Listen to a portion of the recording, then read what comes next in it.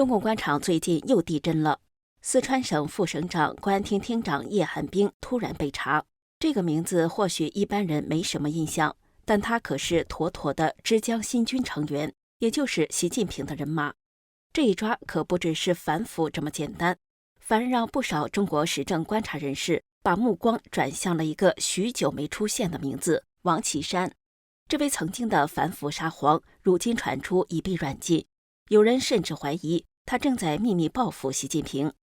王习两人曾是盟友，怎么会走到今天这一步？今天我们就来揭开这场中南海高层斗争的内幕。你好，这里是希望世界要闻透视，我是王真。叶汉兵曾长期在浙江公安系统任职，是习家军浙江新军的要员。叶汉兵落马时间适逢中共中央巡视组进驻之际。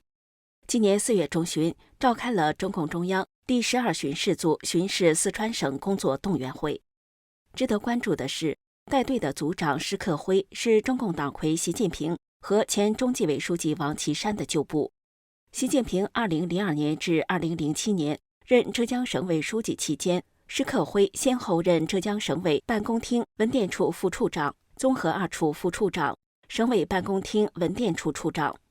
2014年，施克辉调任中纪委副秘书长兼办公厅主任，成为时任中纪委书记王岐山的大管家。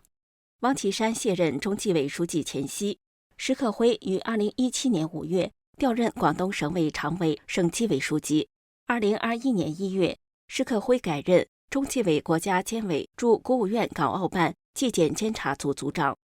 鉴于施克辉有浙江新军色彩，有人认为和他同为浙江老乡的叶汉兵落马有习家军分裂内讧之嫌，但也有人认为施克辉作为王岐山曾经的大管家，拿下叶汉兵不排除有王岐山报复习近平的可能。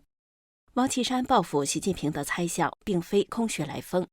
新加坡前总理李显龙夫人何晶上月先是在社交媒体上转发把习近平比作黑帮老大的文章，紧接着又转发文章暗讽习近平是孤家寡人，两篇文章都掀起舆论的热议。时评人唐靖远在自媒体节目中表示，何晶的身份非同一般，她不仅是李显龙的夫人，还是淡马锡前总裁，现为清华大学经管学院顾问委员。她与王岐山交情深厚，早在2007年担任北京市长时，王岐山就曾接待何晶访问。唐靖远分析，何晶的连番举动可能反映中共高层内部博弈。他指出，清华经管学院一向被认为与朱镕基、王岐山派系关系密切，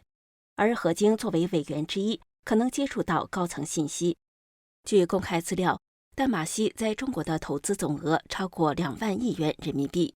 唐庆元指出，何晶明知习近平如果反击，淡马锡可能受重创，但他依旧选择公开发声，显示其背后可能已经有对习派系的牵制力量。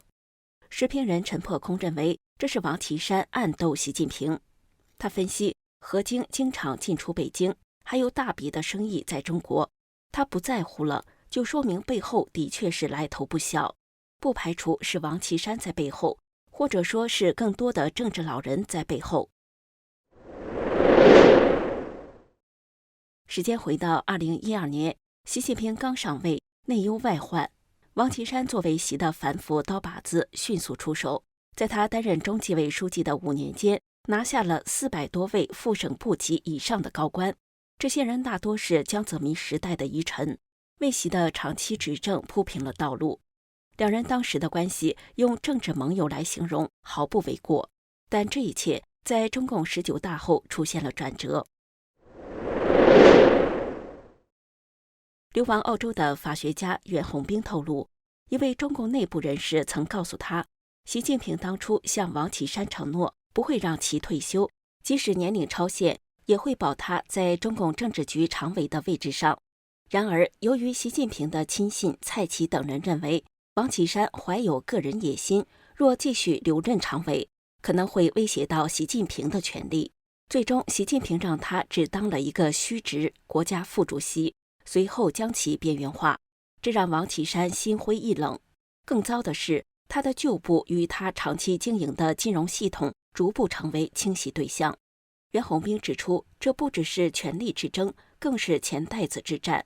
需要透过查办官员充公资产来弥补日益严重的财政危机，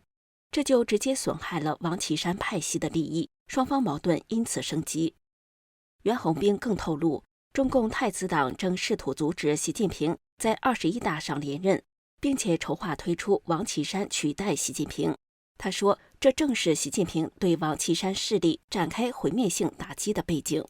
独立时评人蔡胜坤的爆料也指向习近平违背承诺。蔡胜坤表示，习近平当年以王岐山留任常委，换得王岐山对其修宪取消国家主席任期制的支持。结果19大后，王岐山没有进入常委，只是担任了一个空头的国家副主席。蔡胜坤还透露，王岐山任国家副主席期间，习近平曾征求过他的意见。王岐山劝习近平20大不要连任，结果引祸上身。上述种种传闻真假无从得知，但习王两人反目是毫无疑问的。例如，王岐山卸任后，他的旧部董宏、田惠宇、范一飞、任志强等接连被重判。据蔡胜坤爆料，王岐山卸任前向中组部推荐2名亲信出任人大常委，最终都被革职。当时王岐山就已意识到自己最终的结局。2016年7月16号，王岐山对20多个非常知己的旧部坦言，这是大家最后一次见面聚餐，以后应该没有这样的机会了。我也老了，没有能力再为大家撑伞挡雨，大家各奔天路，好自为之。疑似中共大外宣网站的香港合通社去年10月12号爆料称，王岐山7号晚上在北京故宫东门外住宅被软禁，又称王岐山搜刮财富高达几万亿云云。台媒上报随后刊发杜正的评论文章指出，前述有关王岐山的爆料细节夸张惊悚，能够在中共外宣网站发出，并且至今并没有被删除，十分不寻常。这个网站核心人物是顾问刘浩峰，湖南人，背后可能站着习家军的某个派系，比如主管文宣的蔡奇，或当今掌管反腐的李希。而不管是谁放的料，都对应着现在王岐山的处境不妙。在去年的10.1招待会上，王岐山曾经露脸，但全场几乎没有一丝笑容，并且没有像其他人一样鼓掌。他身后似乎有彪形大汉监视。杜正认为，在这种氛围下，王岐山遭爆黑料，可能对应着他正在遭受前所未有的打击。被软禁一说也并非空穴来风。